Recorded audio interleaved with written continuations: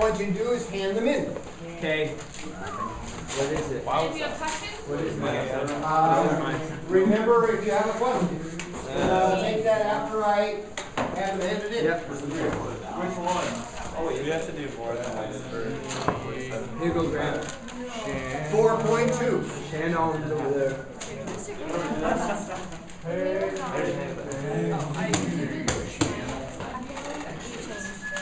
Okay, I probably did a little, because I've been changing it each time.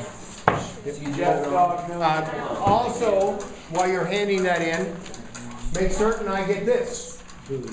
I want this one, and I will have them back for you tomorrow. Okay? So, get that over here, and I will collect it. Here you go. Okay? I'm asking for the assignments to be handed in. Yes, definitely. This is that Friday one.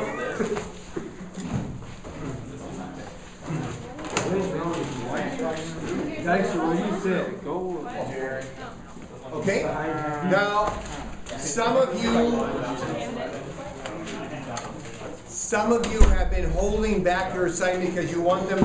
I want them all today, and I will see that they're back by tomorrow. Okay? Hey, thanks. Then I have this up there. Make certain you know how to do that. Some of you were not doing it correctly. Okay?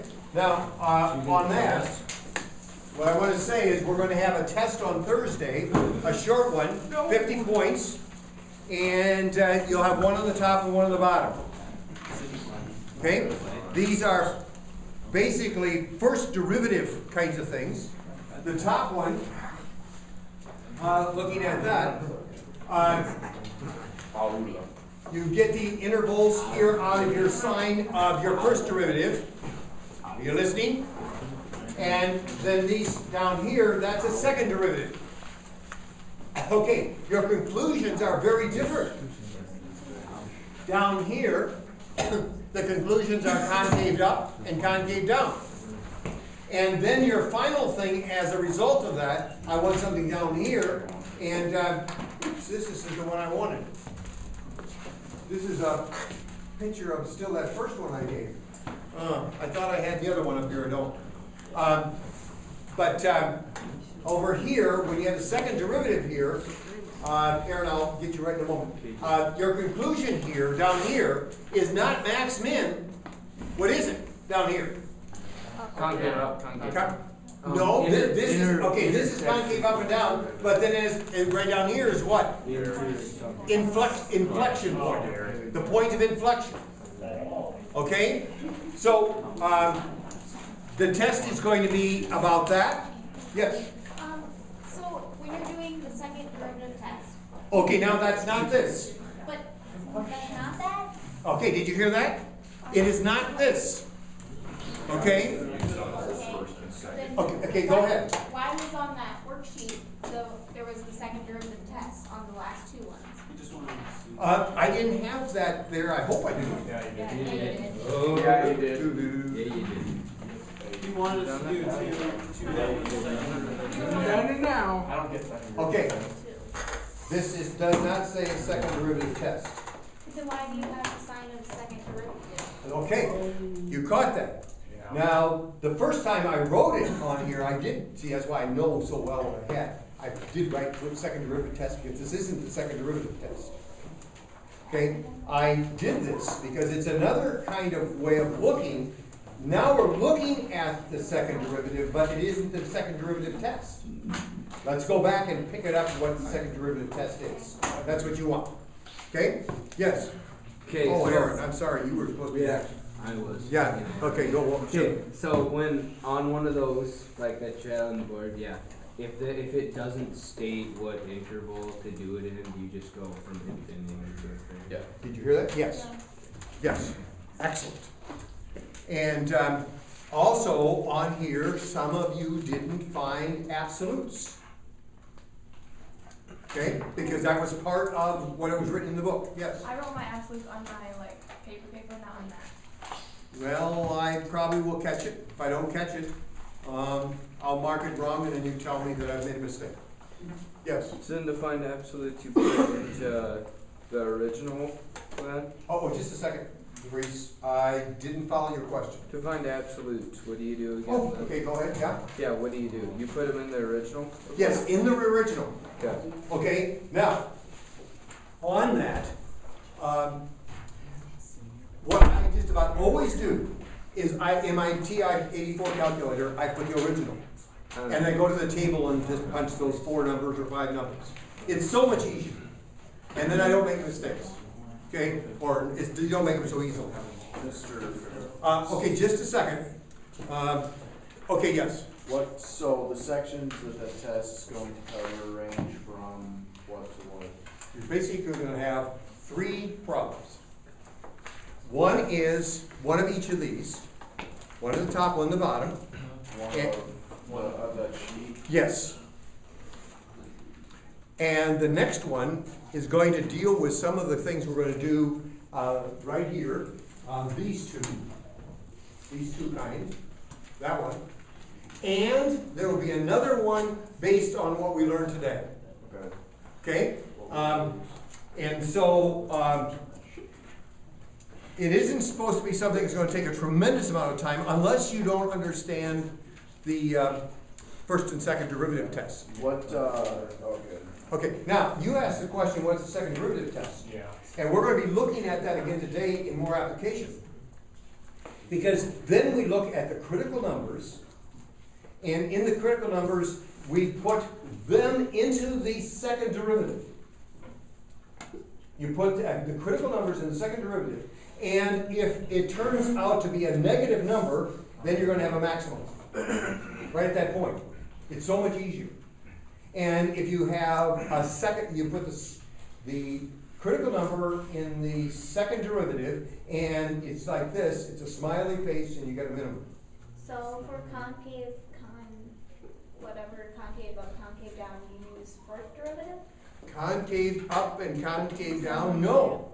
To do that, I use the second derivative. I use it, but that's not the test. Oh, you're not having any concave stuff on the test? Oh, yes, oh, yes, oh, yes. What's the second problem? Okay, let's not get too confused, but let's keep asking the questions.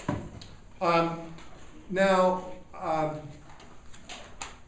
you somewhat okay with what we've done so far? No. Not really. Okay. Okay. Then let's, we can follow up on this tomorrow, and we can even do a little bit on Thursday at the beginning, because I think my lecture times are going to be pretty short in terms of what I have to do. It's not going to be so easy in a sense because there are going to be application problems. But I think we'll have some time. And also Wednesday morning, I will be here for some of you who probably have some questions. Okay, let's see. On 4.2, who has a short question there that we maybe have to take a look at a minute? Okay, let's go there a minute. Page, let's see, page 244. Page 244. Okay, 244. Let's see, I'm asking you to do 64 and 71. How about 67? 67. Which one? Jeff? Jeff, which one are you saying? That's question on 70 and 76. Okay. Now, you notice. Okay, this way, please.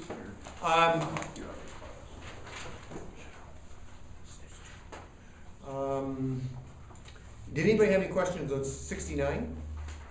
Yeah. Yes. Yeah. Yes. Okay. I think I did it right. Now, we're going to start there, and then we'll go to 70. Now, part of my reason for taking an assignment is I am catching some problems that look like just the back of the book, and they shouldn't look like the back of the book.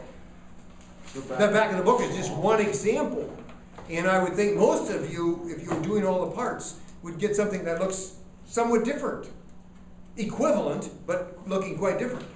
Okay, now a quick one at 69. Look what it says, the first one. You have the first derivative, second derivative, and the function all being positive. Okay? So that's going to be up here. It's going to be above the axis because it's a positive value.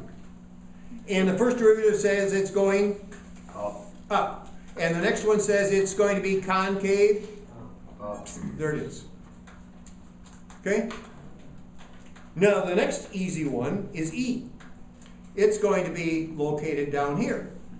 It's going to be like this. Okay? What? From D to E? This is E. But This is shouldn't it E. be- Oh, because it's positive on the dot. Yeah, and this is A. Why is it concave down then? Because Because the it's a bot, negative. first and second derivative are positive, so it's going up. Oh, you're doing the derivatives, not, oh, okay. Okay, now what does B say? B says we're up here. B says we're up here. Is it going up or down? And it's going up slower. There it is. How do you find out it's slower? Why do you, yeah, It's why is negative. it concave? Negative, so it's slower? Okay, this one tells me F prime is greater than 0. It's going uphill. Yeah. Up this way, okay? And F double prime is also, oh no, that's going to be less than 0. So that means it's concave down. Okay? You're still going faster, but not at as fast a rate. Now that stuff, you should be able to listen to some of the news where we talk this sequestration thing we have. It says, hey, some people say we're not cutting the budget at all. We're just not growing as fast.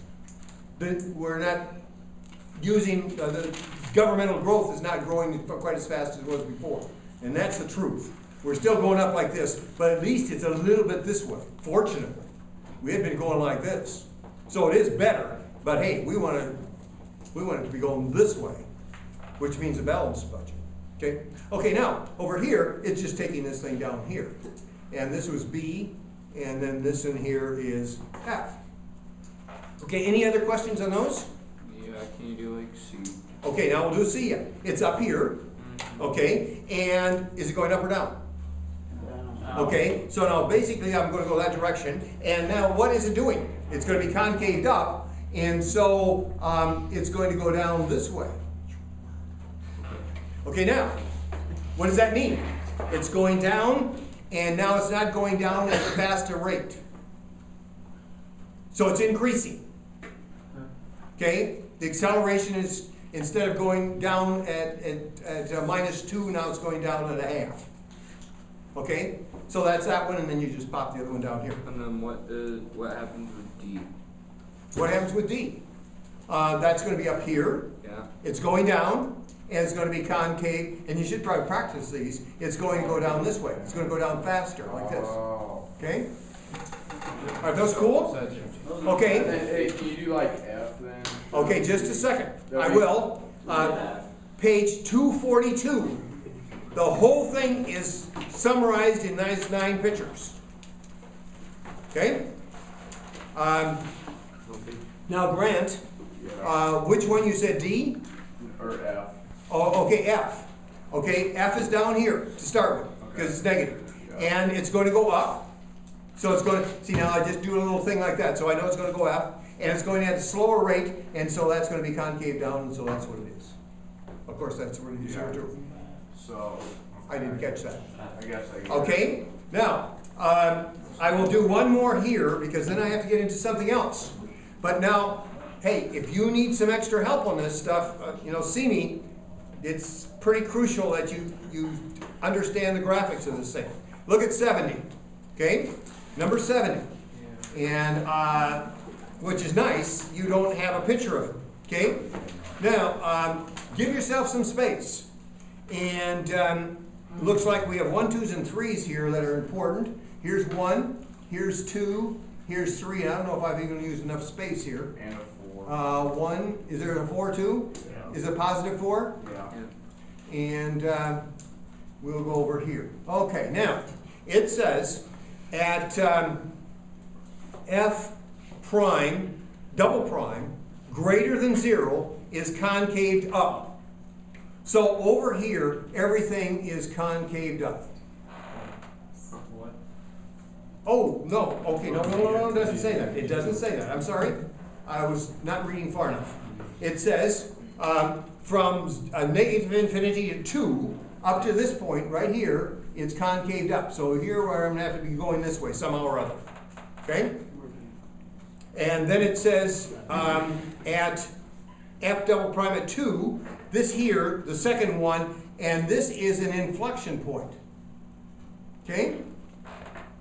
Are you with me? Okay, the next one says, the first derivative is equal to 0 at a minus 1. So that, I'm just going to go this way, is flat. Now I might put some of the graph down here, but this gives me a few clues along the way. And at 1 it's flat, right here. That means slope is 0. Oh, that's cool. That takes care of all those.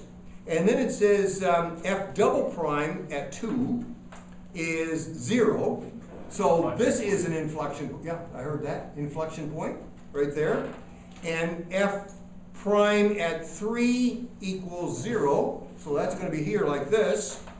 And beyond this, oh no, okay, from 4, oh here's 4.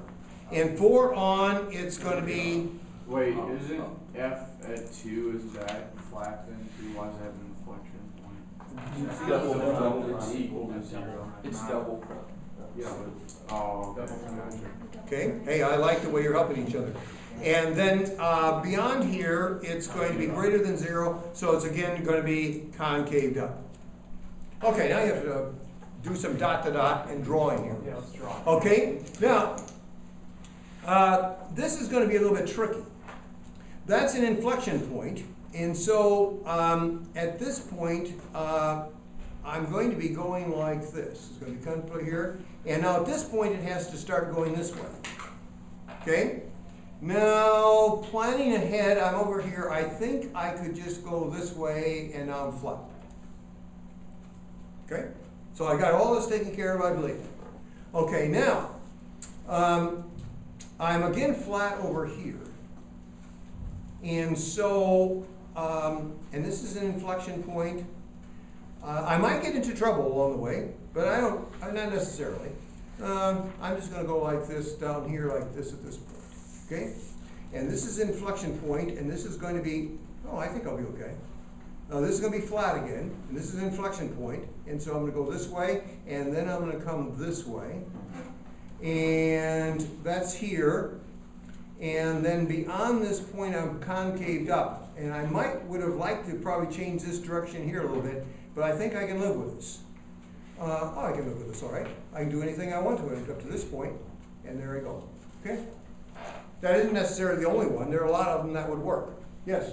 So why do you go down on 0 from -1 to 1? -1 to 1. Don't have to. You don't have to. I don't have to.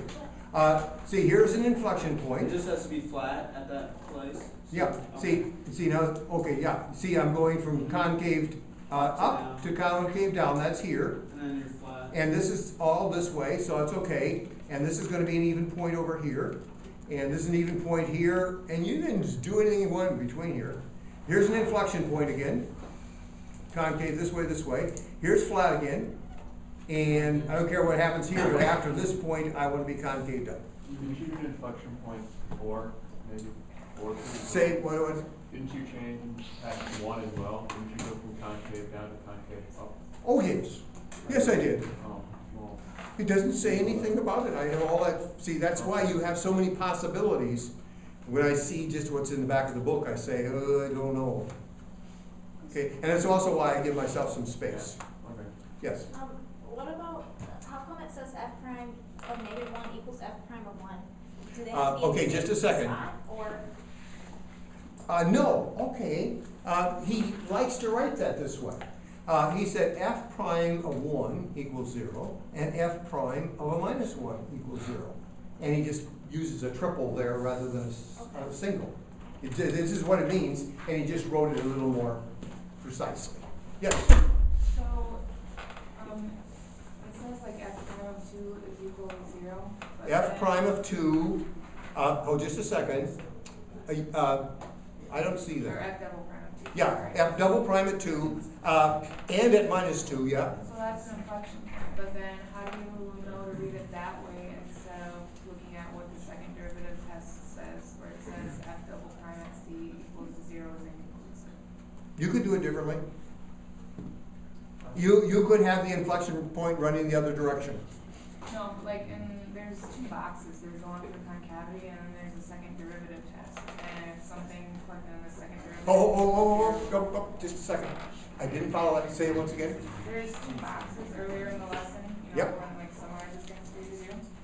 And one is concavity and then the other one says if f double prime at a certain value is equal to 0, then it's inconclusive. How do you know it's not that? Oh,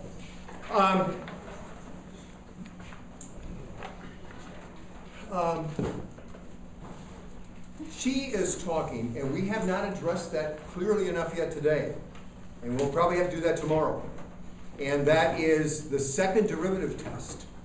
If the second derivative is equal to 0, we have to go back to the first derivative test to find out what's happening there. Okay? And nowhere here do we find the second derivative equaling 0. But it's the second derivative at a certain point is equal to 0. Because it says f double prime. Okay, that's not part of this problem though at all. But how do you know it's not? Because it's not written in that sentence. There's no place. I could have one of those up here. Okay, and okay, this has to be it for now for this. We have to spend some more time talking, but I have to do some other things today. So here we go. Yes? Doesn't the second derivative test just check for local extrema, not inflection points? Greg is going to say that once again. You listen carefully, and I'm going to write something up here. The second derivative test doesn't test for inflection points. It tests for local maximums. Yeah, it doesn't, it just checks for maximums, okay? And in this kind of problem, I'll just put a 4 here. So I'll do a first derivative test here, like this, and that's going to give me 2x plus 4. My critical point is going to be x at a negative 2, okay? And now what happens here, now I do my second derivative test, and this is odd, duh. It's always going to be positive, because it's just a parabola. Okay, so the second derivative says, well, wherever I am, it's going to be equal to a 2, which is a positive. And so I put my critical number in here, f double prime of minus 2, and what is it going to be equal to? 2. The example's too easy. Okay, Mr. Kramer? hey, I'm doing something else now for a little while. Okay, check that stuff out. Okay, today we're going to spend some time on problems in 4.4. You're going to have to spend some time on that because I'm going to require that to be handed in tomorrow morning or tomorrow afternoon too at the beginning of the class period. Okay, these are optimizing problems and they deal with first derivative tests and second derivative tests. And these are these wonderful problems dealing with finding maximums and minimums. Find the most, or something that's the least expensive, or the most profitable, or the least amount of time to do something, the least amount of material. And you don't always know when they're the least or the most, and so that's why they call them optimizing. We'll start with a couple of easy ones. And a couple words you're going to have to work with. This word is constraint, and the other one is the objective functions. Now these are the two, these are both going to be functions. And the first one I'm going to give is I'm going to have numbers between, two numbers between 0 and 20 that when added together equal 20, x plus y equals 20. And find out when I multiply them together, what's going to give me the maximum. This is the constraint, and this is the objective. Which two numbers will give me the largest number? Now, most of you know the answer already. But let's do some testing here. The answer is going to be 10 and 10 from just playing with numbers all over these years. But now this is what we have. This is my constraint. That's this. And this is my objective. And now my objective is in two variables. And I don't want two variables. So what I'm going to do here is I'm going to make y equal 20 minus x and substitute it in here. So I have the product equals x times 20 minus x. Okay? But now, before I go further, let me just show you something in terms of intuitive stuff. Okay, I have two numbers and they're going to have to equal 20, so I'm going to use 1 and 19. And that gives me 19, right? And the next one I'm going to do is 2 and 18, and that's going to give me 36. Okay, and then I will do 9 and 11. 99. Okay, and the next one is going to be 10 and 10, and it's going to be 100. Okay, so as we're looking along, we kind of get the idea what's happening here. Okay, so let's go back to our problem and do the calculus with it, with the idea of first derivative test, second derivative test, and all that kind of stuff. Okay, so my product is going to equal 20x minus x squared. Take the first derivative of it. Okay, and it gives me 20 minus 2x. My critical number is 10. Okay, and so we're going to make that equal to 0. Oh, I've got some more things I want to say about it, but not right now. So x equals 10. That's my critical number. Is that a max or a min? Max. Oh, how do you know? Because I plugged it in. Because he plugged it in. That's not a good answer. It's good in a sense, but I want to use the first derivative test and the second derivative test. So, what's the second derivative test? See, now this is why we have to keep building. And the second derivative test requires that I get a second derivative, which is equal to -2. And therefore this is concaved which direction? Down. Okay, but I really, really want this. I really would like this at 10, but it's still this. It's always this. Yes? Wouldn't that be a maximum if it's in the second derivative? Or do you do the second derivative test to get, See, this is the curve of numbers. okay. And so this is going to be a max. Alright. Okay? And isn't that what we were trying to do? What gives us the maximum product? Okay?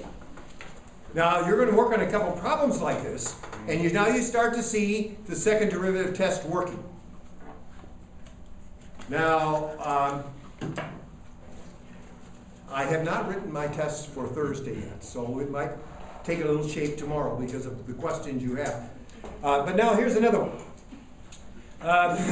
I have 400 feet of fence. This is just a typical one of these problems. And I have a nice little barn over here. And now I'm going to put a rectangular fence around here like this. Just like that. That's all I'm going to do. Okay? You do one of these and you'll know the answer every time. Just like the previous question if you did that. So I'm going to call this side X, this side X. And how long is this side? Oh, okay, let's do that. That's easier. I was trying to run too fast. Okay, now, here's my constraint. My constraint, and you should write that down at this point, is going to be 2x plus y equals how much? 400. 400. Okay? Now, what is my objective? Maximum area. Maximum area. So we'll go area is equal to what? X times y. Okay? Any questions about that? Okay, and this is kind of a cool little problem. And so now we've got it in two variables, and that's not very good at this point. We're not near sophisticated enough for that.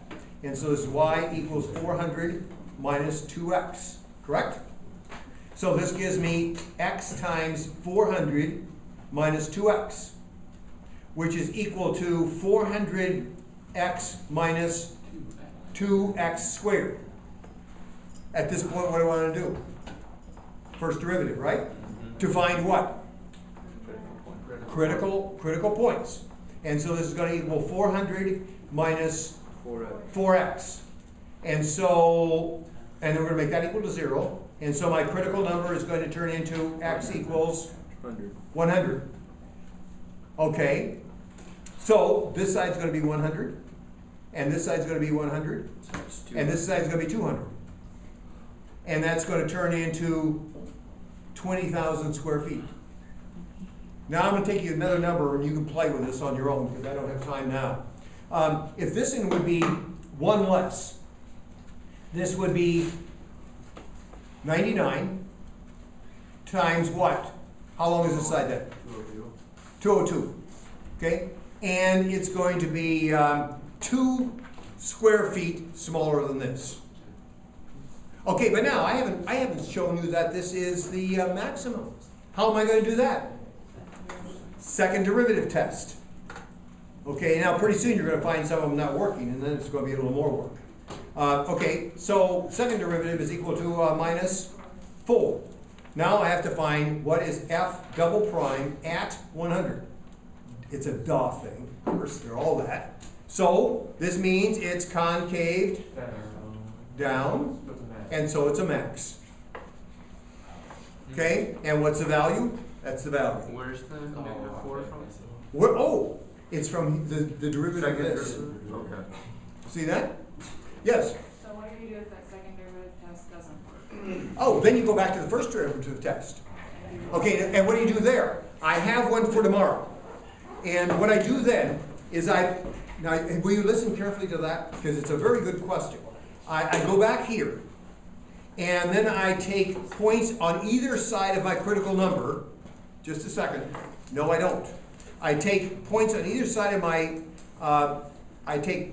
each side of my critical number, and I put it back in here and find out the slope. Just like I did, just a second here, like I did over here. Okay? And what you're going to do there, we have our graphing calculators and use the table of those. Okay? Okay. Oh man, this is going well. Aren't these fun? I have learned a couple of new ones in this book. Some old favorites aren't around either, but now we're going to do the same fence problem, but we're going to do something different. And we won't try to make it terribly, terribly difficult, but we want to put 2 other fences in here. We've got some calves in their various sizes, or we'll make these dogs. And one little hound is here, another one's here, another one's over here. Okay, we still have our 400 feet of fence. Okay, and so, shall we make these sides x's? And x, and what about this side? 400 minus 4. Or shall we make, yeah, so let's just do it this way. Okay? It doesn't matter. Either way will work. Okay, now, what's my constraint? 400 feet equals what? 4x plus 3y. Equals 4x plus 3y. Okay? And what's my objective? Oh well, it's different than I was planning, but that's okay. Objective is going to find your maximum area is going to be equal to x times 3y. Okay? Why 3y? Because here's 1, here's 2, and here's 3. And, okay, just a second. Okay. We could do it either way, couldn't we? Let's, this is intriguing. Let's do it. I'm going to just find the dimensions of one of these little things.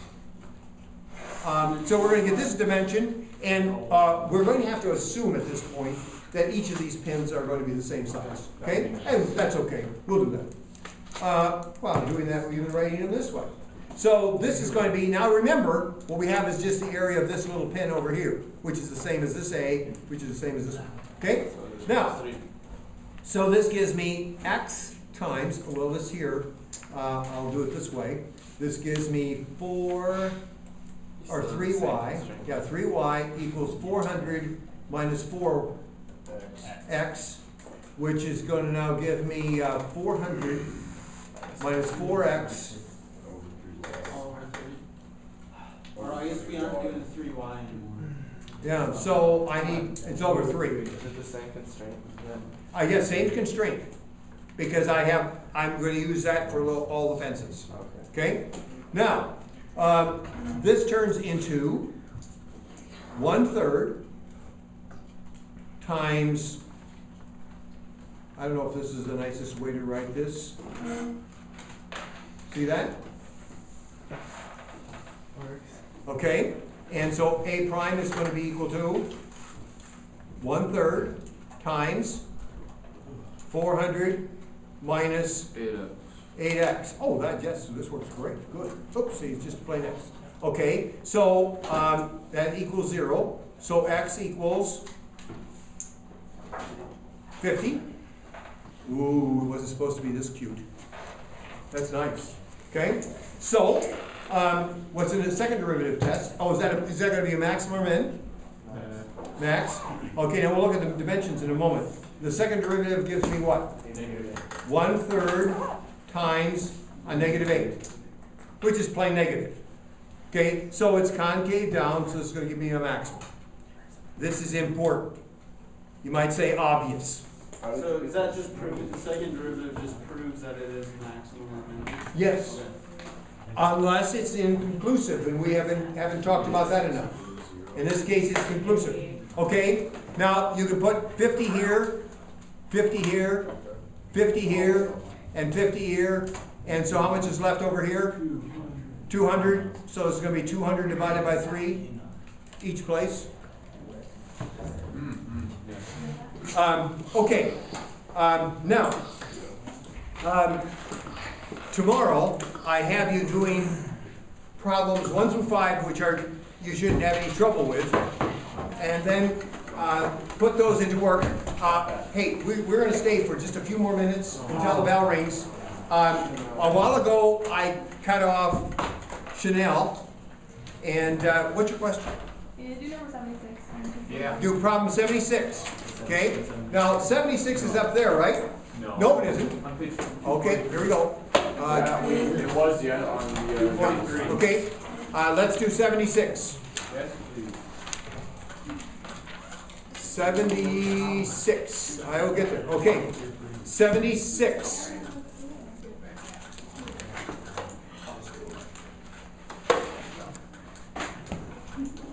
Okay, oh, that is a dandy question. Will you all go there? 76, and where do you want to start? Do you want to start with the blue ones or the red ones? I don't even know what that means. Well, okay, this is blue, this is blue, and this is red. I don't think we're on the same page. Oh, Marjorie? 245. Okay, that was sarcastic. 245, please. I'm on page 245, and we're doing, 67. You want 76. Oh, I'm sorry. Okay, because, okay, there we go. It says, second derivative test, here we go. P of t equals 6t squared minus 6t minus, this is a t, minus 12, right? Okay, I guess you're already doing the derivatives. What are you doing? Oh, there. You're on the wrong one, yes, apparently. Hey, I think our books are different. They have a lovely door prize here for them on the way home. You took the first derivative. Yeah, you already took the first derivative. Okay. Ian Taylor, Alex Stornhoven, Micah Vanderbeck, Justine McClone, Andrew Neuendorf, Connor Hoekstra, Shania Deal, Anthony Stotts-Westra, and David Teen. Please stop by the office on your way out. Thank you. Okay, just a second. Is this the problem? Yeah. Okay, nobody has to stay, but I'm gonna keep working on this a minute. See you later. Starts at 5:30. Lucas, we need a reg. Yeah. So it's still a good excuse. Aaron, are you gonna stop the video? Or? I'm gonna. You with me? Okay, and I'm gonna take a 6 out, and I get t squared plus t minus. Oh, wait, what was Minus this? 6. He's gonna factor it out, right? I factored a 6 out of each of these. Can I take the second derivative too? Oh, but I'm not near there yet. What the heck? You just gotta find the critical numbers. You follow it? Okay, and so this gives me T plus 3 minus 2. T minus 2. Okay? So negative, So my critical numbers are -3 and 2. -3 and 2. What Okay? about the 6? Or do you have to have a 6x There or has to something? be a or- T. Or a T and then be 0, right? Yeah, but there's not a T, Oh. so. And now we're gonna take a double. Mhm. Okay, and we're gonna do the double of this and right up here, 12T which gives plus me, 6. 12T plus 6. okay. So then put those. Now, I'm gonna put these numbers in here. Okay. And P prime, double prime at a -3 is going to equal -30. negative? Yeah, I don't even care what the number is. At this point, Oh. sometimes I might, And if that's it's good two, enough here. 2, it's positive. Okay, and 2, it's going to be, Trenton, you're the way if your mom brought something in See here that? for you, Trenton, you're the way. That's all you do? There, stop that camera. Wait, okay, hold on. So, hey, so Jeff, so Okay. it's a